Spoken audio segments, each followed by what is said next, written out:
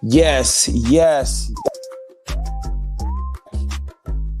Live for another edition of Go Long Live with Barry Long the second and Sage Alvarez. I am Barry Long the second, Barry Long two, not the first, not the third. And yes, my voice is still a little bit stressed out, but my voice will be back perfectly and sounding like it normally does on Monday. Want to shout out everybody who was looking for us yesterday, but we were not on yesterday because of StreamYard. StreamYard has some issues. If you were from Boston, you would say it like this: StreamYard. Shout out to everybody from Boston because y'all had a great victory over the Yankees, and we'll talk about that after we get on our guest today. We have a very special guest today, Coach Josh Rosenbaum, but they call him Coach Rose. And he's been coaching his entire life, high school, college. My man should be in the NBA right now, based off of his resume. But we're going to talk to him about a lot of the different things that he's experienced within his college career. And of course, we got Sage Alvarez, my main man, my co-host. He'll be joining us live shortly. And people are talking smack not only about my voice. My voice will be back clearly on Monday. I got some tea. I got some I got some remedies. But people are talking smack about my shirt. Rugrats. Yes, I am 35 years old. Yes, I did watch Rugrats growing up. Rugrats came out in like 1991. And the real reason why I love Rugrats is because of Tommy freaking Pickles. Because Tommy Pickles, look, if there could be a Nickelodeon football team, Tommy Pickles would be my quarterback. Because my man had the screwdriver inside of his diaper. He pulled it out. He told you what the plan was. He told Chucky what to do. And then he always had a plan for Angelica. And if y'all have older sisters or older cousins, y'all know about some Angelica. So don't be mad at me about my Rugrats shirts. I love the Rugrats. But we are live on CoachellaValley.com. Shout out to Craig Campbell, my main man. Shout out to Sage Alvarez. We're live on Today's California, Today's Canada.com. We're live all over Twitter. And we have got to talk about, yes, I'm a Dodgers fan. And somebody had the nerve to ask me what the B on the blue hat meant. Somebody said, oh, does the B stand for Barry? Hell no, it doesn't stand for Barry. It stands for Brooklyn Dodgers. So, yeah, the Dodgers won a walk-off victory yesterday. We're going to address the Red Sox victory over the Yankees and whether or not Aaron Boone has a job or should have a job. But we're gonna bring in my main man, Coach Rose, shortly, and he has been through a lot in his coaching career. And I coach kids, coach my son. So if you want to call coaching kids, coaching your son, coaching kids, yeah, you can say that. But at the end of the day, this man has a lifelong career in coaching, and that's what coaching is all about. So we're gonna bring him on here shortly. And just make sure you guys comment on Facebook if you're watching live. If you're on Twitter, comment. If you're watching this on the replay, comment still, because we will bring up your comments or we'll comment back and we'll reach out to you. But I want to bring in my man, Coach Rose. My man, Coach Rose, has an extensive coaching career. Let me get this right. You are currently the head coach or the associate coach of Desert Vista High School. You've coached 7 years at another high school, 10 years at Camelback. You've coached AAU in Chicago. You've coached at Arizona State University. Am I correct? I was the manager of the team when I was an undergraduate. I wasn't good enough to play, but I knew basketball was going to be part of my DNA. So Arizona State basketball in the 90s was the hottest thing going in Arizona. It was the only time in Arizona we were better than the U of A. So it was a special time. Absolutely. And we've all, anybody who is not a casual college basketball fan knows about the scandals that went down just recently, but all the way back to way back in the day. But before we get into any of that, I want to ask you, just tell us why are you so dedicated to coaching and what makes coaching most fulfilling for you? Coaching is what I'm all about. I had the opportunity to have a great high school coach when I was in school by the name of Gus Hasapakis at San Mateo High School up in Northern California. Me And I too. was part of, yeah. Yeah, you had a Shout out good. to Coach Stubby. Yeah, yeah. Go So ahead. yeah, those high school coaches, they really kept us on the straight and narrow back in the day. And when I was thinking about what type of career I really wanted to get into, I couldn't think of a better way to serve my community. I see you have Muhammad Ali in the background. One of his greatest sayings is, "Your rent living on this earth is service to others." So I thought teaching would be a great opportunity to not only continue my passion for basketball, but also to serve a greater good, and that's my community. Absolutely. And it seems like we got some other people wanting to join the show as well. But look, we got this guy right here, my main man, Sage Alvarez, who is also a basketball coach. He's an That's me. assistant coach over at College of the Desert out here in Coachella Valley. And yeah, I mean, Hell of a coach, hell of a coach. I hell of a appreciate coach. that, Coach. Yeah, no, he can come into Arizona anytime and recruit and go into any high school gym in this valley and have the utmost respect, which isn't said by a lot of coaches about junior college coaches. But Sage, big ups for what you're doing down there at College of the Desert. We see you, and I'd love to be able to send a kid one time to play for you guys. And we're going to take care of them over here at College of the Desert. We got you, Coach. Wonderful. Absolutely, absolutely. So Coach, I just wanted to kind of like you give everybody your like background of every single stop that you've had on your way to being the coach that you are today. Well, like I said, I started at Arizona State as a manager, and I got a full glance of what college basketball is like. We were almost like a quasi professional team back in the day because all eyes were on us. From there, I got my teaching certification. I changed my major midway through college. I was originally going to become a lawyer or an agent. And after that experience at Arizona State University, I knew that I wanted to make coaching a full-time profession. And in order to be a successful high school coach, you needed to become a teacher. And I love teaching just as much as I love coaching, but that wasn't the original plan going in. But after 25 years of doing it, you really get to see both sides of the coin because there's a lot of kids that don't like to play sports, but still need that same guidance, that still need that same drive. So, you really get the opportunity to work with all types of kids as a teacher and a coach. So I started at Mountain Point High School with my mentor, a guy by the name of Sam Ballard. He taught me everything I know about the game today. And I did that for 7 years. He went on to go coach at Grand Canyon University before it really became Grand Canyon University. It was an NAIA school back then. And I said, you know what? It's finally time for me to sow my own oats. So I went over to the school where I've always taught at, Camelback High School, home of the Spartans. I've been there 25 years. So I said, you know what? It's time for me to give back to my school. And I did that for about 10 years. And then for one reason or another, primarily because I wanted to be a good father. I know a lot of coaches use that as an excuse, but I have three Urban Meyer to be an example. Right. But I'm not going to go to some bar. Urban. I'm just playing Urban. Yeah, I love you, Urban, but that was a slip up the other night, pal. Urban Meyer is Urban fired. Come on, man! You could have went to the players' mansion, or something like that. He could have went to Showgirls and he got a lot better than what he did. Anywhere else with the public. Anywhere else with the public. All right. So this is Coach Josh Rosenbaum. They call you Coach Rose. Is that how you? Well, Rosie, but I've heard Rose. I like Rose, because I like Rose too. After you win a championship, they will definitely be calling you Coach Rose. And the Rose will be popping that night if we win a championship. Hey. And the Andre.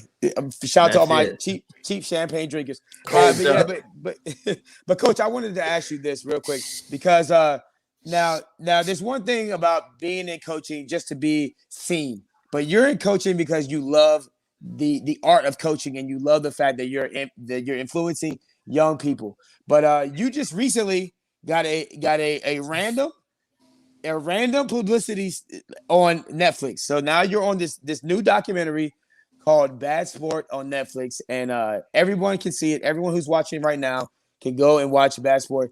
Tell us about your role in that documentary and where they can find you on that documentary.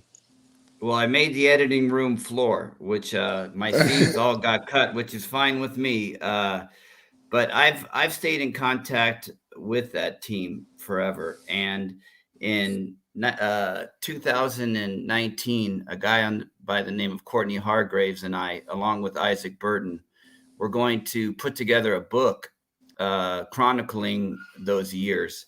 Unfortunately, Courtney passed away. So the next best thing was to try to find some type of outlet to have this story be shared. And I know that Headache and a bunch of the other guys, promoted it to Hulu and this streaming network and that streaming network, but we hit the whale with Netflix. So I had the opportunity to be there for about 70% of all the filming. I wanted to be there to make sure that the guys weren't being taken advantage of, that the questions were on the up and up, and that the real story was going to be told, because there were so many rumors, so much speculation. These guys were painted out to be outlaws, to be bandits, to be pariahs of the game. And yeah, they made a mistake and they paid for their crime. But these are some good guys that are continuing to use basketball as a vehicle for change in their community. Isaac is currently a referee and he's coaching in LA. Headache has his own, personal training business, AAU team. So both of them are still part of the game, and they needed to get that villain scarlet letter taken off of their chest. Right. So with that being said, Coach, now there's a lot of people that feel like, NCAA athletes should be paid because of how much money they bring in, the colleges bring in with the TV deals, with the endorsements, with all the apparel that they sell. So there's a lot of people that feel like, just every single NCAA athlete should be paid. And then there's some people that feel like they want to keep it the same way that it's always been. How do you feel about guys like Bryce Young, the quarterback of Alabama, being paid $1 million in endorsement deals as a freshman in high school, as a 19-year-old kid, and then other people who are playing, like, let's say, for North Carolina A&T University, who aren't as publicized as he is? What's your thoughts on that? First of all, anytime an athlete is able to market themselves and can benefit off of the skill set that they've spent hours upon hours upon hours developing, I'm all for. I've sat in rooms where guys are playing EA Sports, NCAA basketball, and they're playing with themselves saying, man, how come I didn't get a cut of this? And we're eating ramen soup thinking, man, EA Sports is making a grip on this whole business, and I'm eating ramen. I've had conversations with while those playing guys. NBA too, while playing Madden, NCAA, any of those games. Yeah. Awesome. They were big back in the 90s. And even today, I don't know if they still have them so much today, but they're going to be bringing them back this next year with the athletes getting some of that money, I believe. That's what on top of my head. They're going to NCAA football come back next year. No, it's a deal. I think it's coming back with the players getting money from that deal. Yeah, well, I mean, we really thank Ed O'Bannon and Charles O'Bannon for everything that they did, because they were truly the pioneers. They were the ones that took on the giant, the NCAA, and got won. it going. And won. Go ahead. Oh, and it was the start of a great change. It was a change of inevitable. And it's an adjustment period for now. And what benefit? The players get all the benefit, and they be able to market themselves and be able to, and they'll learn responsibility with that. And it was just, it was time. It was time for that change. Yeah, and to bring up your point, Barry, on the guys that are playing at some of the D2 schools or the lower level D1 NAIA, I think all kids should benefit from it, because a lot of those smaller schools, they wouldn't be able to survive without their athletic ticket sales and television shows and promotion. This is 2021. I know the value of education, and I pride myself in teaching kids that value of education. But you know what? these kids sometimes have bigger plans than just developing a major and going on to becoming a doctor or a lawyer. They do have hoop dreams of becoming a pro. With so many leagues nowadays in Europe and in Asia and Africa and throughout the world, if you want to become a professional basketball player, you can make your dreams come true. Now, not everyone's going to go to the G League, and so Right. NCAA is kind of the minor leagues preparing young men and women for their opportunity to benefit from the fruits of their labor. Yeah, and we've seen young players take that step and try to join the G League instead of going into college and being a one and done. We've seen what LaMelo Ball was able to do by going to Lithuania and making money while he was still developing. But at the end of the day, it doesn't. In my honest opinion, I think that there is a mainstay in college, and just the casual fan, we love watching our college basketball stars, but it is ridiculous that the universities make tens of thousands and tens of millions of dollars off of these athletes, and they're not even able to go to Chick-fil-A and have a coach pay for it. So I honestly believe that it is time for what is happening right now. But yeah, man, I love coaches, and I love what you're doing, man. So And this is you're in the Arizona high school basketball game. And so can you give us a little talk about what's been going down? You said to me earlier, there's been a huge change from the past 5 to past 10 years. There's a huge shift. Can you go into specifics about that? Yeah, Arizona is definitely one of the hotbeds for prep schools in the country. We have probably about 5 or 6 teams that are in the grind uh, league, that prep league that's put on by Under Armour, that compete nationally. And what's happening is, and I don't fault these kids. It does hurt us at the high school level. But what's happening is a lot of these kids are going to school at their regular high school, getting their education in the daytime, and then going on to play for these prep schools after school. So that's really watered down the competition level for high school, for the neighborhood high school, traditional high school experience. But that's absolutely. fine. These kids are at a different level. And what's happening is, down at the regular high school level, a lot of kids that might have been sitting on the bench, that might not have had that exposure, that might have been working really hard, but might not be 6'9" and can dribble with both hands and go 360. They're having their opportunity to shine. Me too. I was not even that good of a high school player. Hey, Coach Josh Rosenbaum. I don't mean to cut you off, but real quick, I just want to stop you already real quick so that everybody can know this is Coach Josh Rosenbaum. He is the associate head coach of Desert Vista High School. He has been recently appeared in the Netflix documentary called Bad Sports, and he is telling us about high school coaching, college coaching, and just NBA players and basketball in general. But before you go any further, I just want to let you know that my grandfather measured my wrist when I was like 7, and he told me that I was going to be 6'5". And how tall are you, Barry? He's now 6'5". I'm 5. Okay. I'm 5'6". I'm the opposite. I'm 5'6". But shout out to my granddaddy. But go ahead. Yeah, Go ahead, up? sir. Yeah, no. So a lot of kids are getting the opportunity to play and have that high school experience.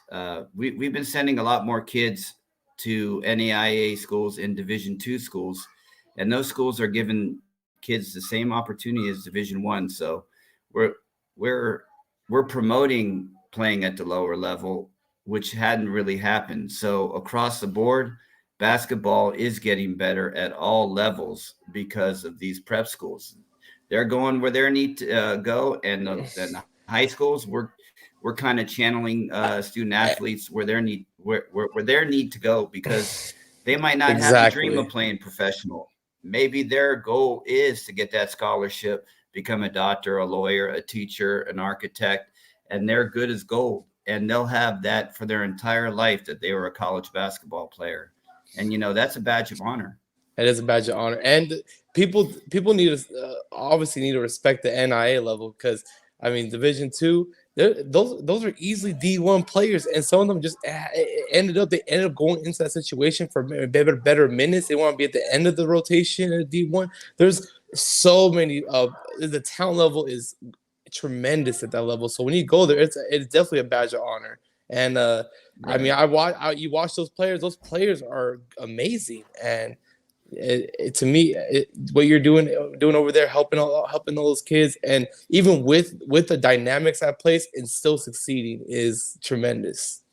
Now, don't get me wrong. We do have 2 strong D1 players, and I'll send a shout out to them. Andrew King is getting recruited by University of San Diego. He was an early commit to. Yeah, he was an early commit to Rice, but he decommitted. He wants to kind of stay on the West Coast. And Dalen Martin, Day-Day, as we call him, he's getting a lot of looks up in Northern California. Coach, we're gonna make it. Coach, look, if you say the word Day-Day, I gotta call you Coach Rose. Coach Rose. Please do. Coach Rose, is Day-Day is he competing with LeBron Jr., Bronny 1-on-1? Well, I would say that Dalen's a hell of a point guard, and he sees he sees the floor real well. 2 different positions. He definitely prides himself on being a bulldog on defense and making sure that he has double-digit assists every game. The rest of that, he just lets the chips fall where they're made. But hey, I can see a Day-Day and a Bronny combination. That'd be a heck of a combination, a 1-2 punch. That would be wonderful. Spoken like a true head coach, a true associate coach. And my man definitely is supportive of his players. Now, Coach, we only have a couple minutes left with you. I just want to let everybody know where they can find you and tell them how they can go on Netflix right now, because they all have Netflix on their phone, on their computer, on their iPad. Tell them where they can find you and tell them how they can watch you today. Okay, well, the special is part of a mini series on Netflix called Bad Sport. Just type that in, Bad Sport. You'll see a picture of Headache Smith with a $100 bill across his face. We're episode number 1. We did a spin off of Hoop Dreams because I can talk about Hoop Dreams. If you ever want Arthur Agee on the show, he'd be happy to come on. But we called our show Hoop Schemes, so you can check that out. It's the first episode. If anybody needs to get a hold of me on Twitter, I'd love to talk to any hoop head. I love professional wrestling. I got a variety of taste. I'm at Real Coach Rosie, at Real Coach Rosie. All right, real quick. You mentioned professional wrestling. Okay. Yes. Who like I grew up during the Stone Cold Steve Austin era. Rey Mysterio Jr. was my favorite wrestler of all time. Who's your favorite professional wrestler of all time? Before you go. Well, my favorite professional wrestler of all time by far is the Nature Boy. Woo! The limousine riding, jet flying, wheeling dealing son of a gun. By far the number 1, the GOAT of pop culture, the GOAT of wrestling, the GOAT. The reason why Mayweather talks smack, McGregor. Hey, look, I wish I could say woo, but I can't because my voice. But thank you so much, Coach Josh Rosenbaum, for joining us. We hope to have you again soon someday, sir. Hey, it's been a pleasure, Barry. Good luck. And, Coach, get those kids running in practice. You got the Jamboree coming up pretty soon? In your area, you got a Jamboree coming up, or you already had it? We had our preseason tournament. We went 2-2, and we didn't come out the first day great, but the second day we came back strong, and I was really proud of our team. And Marquise was looking great at the tournament. I mean, is the number 1 most efficient player at the tournament. So we're definitely doing something great at COD. You know, DJ was playing great basketball, and you know we got something going down here at College of the Desert. Sometimes it's better to lose a couple early games because you got something to build on, you know, and it's not where you start, it's where you finish. You ended with 2 wins, you know. Exactly. The JUCO schedule is a grind in California, a lot of driving, a lot of practice. So I definitely feel for you, and I'll be rooting for you guys. I appreciate that, Coach. Appreciate you, Coach. Yeah, that was Coach Josh Rosenbaum. They call him Coach Rosie. He is an associate head coach of Desert Vista High School, and he's been coaching all over America, high school. He's been in college. He should be in the NFL. We appreciate him. In the NBA. NBA. My bad. And you know, he's an amazing coach. He's doing amazing work down there. when I just meeting him, talking with him, he's a really great guy, and his Twitter is amazing. You guys should really go follow him. He's a great account to follow on Twitter. Absolutely. And you know what you guys got to see Hoop Schemes like that. You got to watch it. It's so amazing. And honestly, I recommend whoever who hasn't seen it, go watch it. And it was the first episode, and Bass Sport from the Netflix series. It's like the 30 for 30 for them for ESPN, but it's Netflix Bass Sport, and it was amazing. Everybody got Netflix. Everybody, look, half the people that are watching this right now have seen the documentary. Make sure you go back. He's on episode 1, correct? So yeah. So make sure you go back and watch that. And say shout out to you, man, because you're also doing that. You're coaching and you're making an influence on young people, and it is an amazing thing because when I think back to my best high school coach ever, it was Scott Stubby, and he was a English teacher and he was a baseball coach, and he brought me out to the field sometimes when nobody else was around, and he talked to me in ways that nobody else talked to me, and he changed my life. And for that, I am better. And at the end of the day, I love the fact that coaches are out here still grinding, still making an impact. And so tell everybody real quick before we get into this Major League Baseball, where they can find you coaching. You can find me coaching at College of the Desert in Palm Desert, California, and we're doing some amazing things down here. You guys should come check us out. And you can move a little bit. I seen you move. You got some hips. I mean, you're not Ricky Martin, but you got hips. I'm just about the fundamentals. I'm a basic guy when it comes to coaching. I keep it simple. If I played you one-on-one, I'm pretty sure that you would beat me, and we'll make it happen one day live on air. I would just have to ask, like, I could do a guard style, I could do a post style. Bro, you can post me up. You can post me, bro. Like, listen, y'all don't know about basketball Barry. Like, there's baseball Barry, there's basketball Barry, and there's BS Barry. Y'all don't know about basketball Barry, but we'll talk about that another day. Right now, we need to discuss what happened last night. We only had 3 minutes left. The Dodgers, it was a 1-1 tight game against the St. Louis Cardinals, who have been hotter than fish grease, won 17 in a row.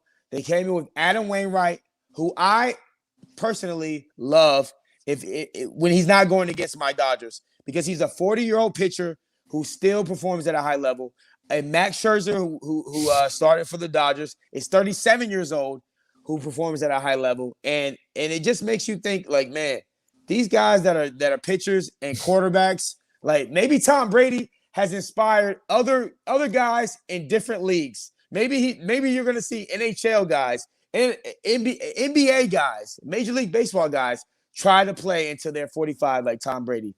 It does help that the technologies is way more advanced now, and athletes today are taking care of their bodies in like the 80s, 90s. That definitely wasn't happening. Great point. Michael Irvin was not taking care of his body. I mean, he's still even when he was doing all that, he's still playing at that high Hall of Fame level. He's still in tank. All right, but anyway, but it was great to see these guys performing at a high level into their late 30s. I mean, I'm 35, and I still feel like I can juke anybody. But one wrong move, and I'll end up with a torn ACL. But it was great. That Dodger win was so impressive. I mean, it had everyone on the edge of their seat. I mean, Dodger fans, that this is one of the best teams they've ever had, and to have it come down to already a Game 7 where you don't even get you pretty much, it's win or go home, or you stay home. And the performance they came out with, they showed heart. Even after that, just that huge error with the wild pitch in the first inning. It was a great win, and they get to move on now. Start the real postseason.